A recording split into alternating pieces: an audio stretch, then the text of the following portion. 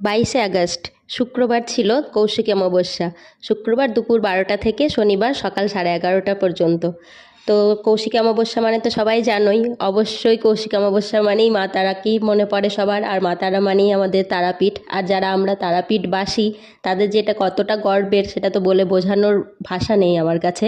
আর তাই জন্যই সন্ধেবেলায় আমি, জেঠিমা আর আমার এক দিদি মিলে চলে গিয়েছিলাম আমার রূপুকে নিয়ে অমাবস্যা দেখতে, মানে লোকের ভিড় দেখতে আর কি।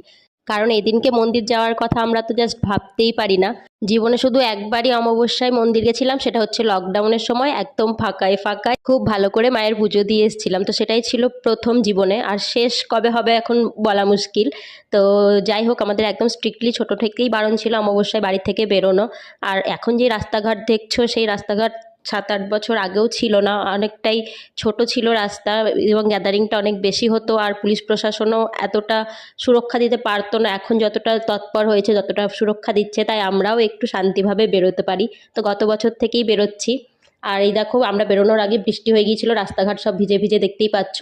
কিন্তু যখন বৃষ্টি শুরু হয় তখন মানে এত বেশি একটা মনের মধ্যে ভয় শুরু হয়ে গেছিলো যে এত লোক আসবে, এত ভিড়, সবাই কি আসতে পারবে। তার থেকেও বেশি মনে হচ্ছিল যে যারা ব্যবসাদার আছেন, বিশেষ করে যারা বাইরে থেকে আসবে, আমরা যারা স্থায়ী ব্যবসাদার, মানে আমাদের বাপি হোক, আমার হাজব্যান্ড হোক, তো তাদের তো একটা যাই হোক অন্য ব্যাপার আছে, যে একটা স্থায়িত্ব আছে। কিন্তু যারা দূর থেকে এসে সেদিনকে বিজনেস করবে, ওই একটা দিনের অপেক্ষায় যারা আছে আর কি, নিজে কিছু একটা পরিশ্রম করে ইনকাম করবে, বা পুজোরও কিছু ব্যাপার থাকে এরই মধ্যে, যে সামনে পুজো আসছে, খরচ আছে, তো তাদের জন্য খুব ভীষণভাবে আমি মানে মনে হচ্ছিল যে ঠাকুর মা তারা যেন বৃষ্টিটা কমিয়ে দেন। তো একদম মোক্ষম টাইমে বৃষ্টিটা কমেও গেছিলো। আর সেই বৃষ্টি একদম হয়েছে শনিবারে বিকেলে, একদম সারা মানে 24 ঘন্টায় আর বৃষ্টি হয়নি।